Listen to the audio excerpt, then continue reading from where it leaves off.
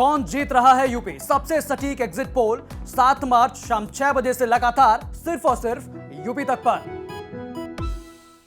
तो भाई कौन जीतेगा यूपी? इस सवाल के साथ यूपी का आधे से ज्यादा चुनाव हो चुका है और अब ये चुनाव छठे चरण में पहुंच गया है। यहाँ बेहद खास है गोरखपुर, और उसमें भी खास है यहाँ के एक हॉट सीट जहां एक छत्र राज रहा एक बाहुबली का, जिसके आगे ना कोई लहर चल पाई और ना ही कोई समीकरण चल पाए।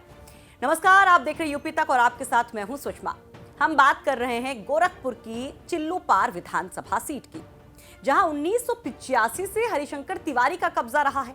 इस तिलिस्म को बहुत से लोगों ने तोड़ने की कोशिश की, तोड़ना चाहा, लेकिन उनकी नहीं चल पाई। यूपी की सियासत में 80 के दशक में गोरखपुर का एक ऐसा नाम था जिसके इशारे पर सरकार बनती और बिगड़ती थी। सरकार चाहे जिस भी पार्टी की रही हो, हर सरकार में गोरखपुर के बाहुबली पंडित हरिशंकर तिवारी का सिक्का चलता था। चिल्लूपार विधानसभा में हरिशंकर तिवारी का घर भी है और यहां से उनके विधायक बनने के बाद ब्राह्मणों का इस सीट से कब्जा आज तक नहीं हट पाया है। भले ही विधानसभा चुनाव में खुद हरिशंकर तिवारी हार गए हों, लेकिन जीतने वाला कैंडिडेट ब्राह्मण ही रहा। हरिशंकर तिवारी के बेटे विनय शंकर तिवारी इस समय चिल्लूपार से सिटिंग एमएलए हैं, लेकिन अब समीकरण बदल गए हैं, क्योंकि इस बार विनय तिवारी हाथी की सवारी को छोड़कर साइकिल पर सवार हो गए हैं। तो बीजेपी ने उनके सामने उनको पटखनी दे चुके उम्मीदवार राजेश त्रिपाठी को उतारा है। वहीं बीएसपी ने राजेंद्र सिंह पहलवान को टिकट दिया है। तो किसमें कितना है दम वो हम जानेंगे आज, लेकिन उसके पहले यहाँ का जातीय समीकरण जान लेते हैं। तो अनुसूचित जाति के मतदाता यहाँ पर सबसे ज्यादा हैं, 1,15,000, ब्राह्मण 80,000 के करीब, यादव 40,000 के करीब, मुस्लिम 30,000 के करीब, निषाद 25,000 के करीब, मौर्य 20,000 के करीब, वैश्य 25,000 के करीब, क्षत्रिय मतदाता 20,000 के करीब और भूमिहार मतदाता 20,000 के करीब, जबकि सैंथवार 22,000 के करीब बताए जाते हैं। तो ये रहे यहाँ के जातीय समीकरण। अब जरा यहाँ के उम्मीदवारों के दावे भी सुन लेते हैं। देखिए, यहाँ दिक्कत केवल यही है कि ये एक माफिया परिवार की कभी सीट मानी जाती रही 2007 के पहले। तो 2007 के बाद यहाँ जनता ने एक बदलाव किया, मेरे रूप में यहाँ लाया गया और 2017 में उन्हीं के बेटे यहाँ से फिर से आए।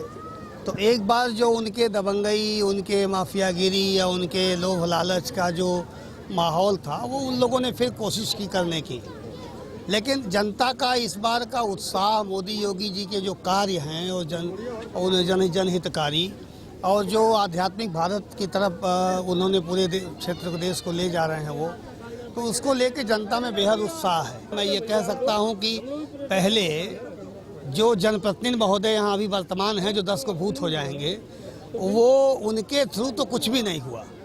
वह आज़ादी के बाद के सबसे अक्षम और सबसे अकर्मण्य अगर किसी विधायक का तमगा मिलेगा तो उन्हीं को मिलेगा। तो उनके प्रयास से तो कुछ भी नहीं हुआ। सड़कें जो कि तो उन्होंने टूटी रखी, जर्जर रखी। उन्होंने जब वो 5 साल में विधायक हैं और मुख्यमंत्री से मिल करके अगर वो सड़कों के लिए कोई बात नहीं कह पाए, एक मुलाकात अपने मुख्यमंत्री से नहीं कर पाए। मुख्यमंत्री सबका होता है, विपक्ष का भी होता है, पक्ष का भी होता है, लेकिन ये नहीं गए। लेकिन बदलाव की स्थिति ये है कि मुख्यमंत्री जी ने तब भी भेदभाव नहीं किया। चिल्लूपार भाजपा की सीट नहीं रही 17 में, फिर भी पहले 12 घंटे बिजली आती थी, अब 24 घंटे आ रही है। पहले छिटफुट गांव में 2-4 मकान बनते थे, आज हर गांव में 100-150 मकान बन रहे हैं। पहले जो है 10-20 शौचालय बनते थे, हर गांव में इधर 5 वर्षों में सैकड़ों शौचालय बने। समाजवादी पार्टी जीत रही है और बहुत भारी मतों से जीत रही है। इसमें कोई संशय रह ही नहीं गया है, केवल गणना रहना बाकी रह गई है। आपकी चूंकि पूर्व में भी सीट रही है और कई बार चूंकि दल भी बदल गया, तो इस वजह से लोगों का एक सोर्स लगा हुआ है कि ये बहुत कठिन हो गया है लड़ाई।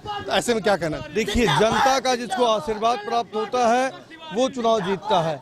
किसी व्यक्ति का कोई मतलब नहीं होता। जनता, आदरणीय जनता महत्वपूर्ण होती है।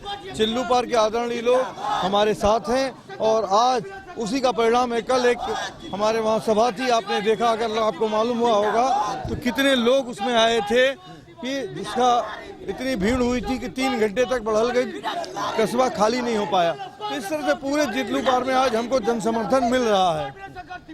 आप ये बताएं कि अभी जो अंतिम दौर में लोग कहते हैं ना कि लोगों का मूड वो आप में जब तक चूंकि कई जातियों से मतलब इसका जो समीकरण है वो बहुत बड़ा है, तो ऐसे में आप क्या कहना चाहेंगे?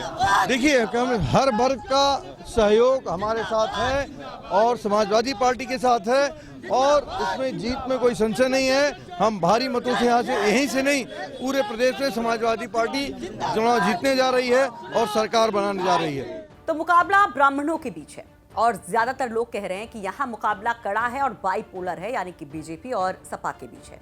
वहीं कुछ लोगों का यह भी कहना है कि बीएसपी भी फाइट में है, क्योंकि यहाँ बीएसपी भी मजबूत रही है।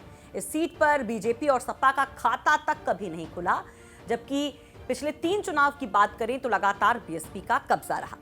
खैर, किसके दावों में कितना दम है ये तो 10 मार्च को ही पता चलेगा। यहाँ पर 3 मार्च को वोटिंग होगी और 10 मार्च को नतीजे सामने आएंगे।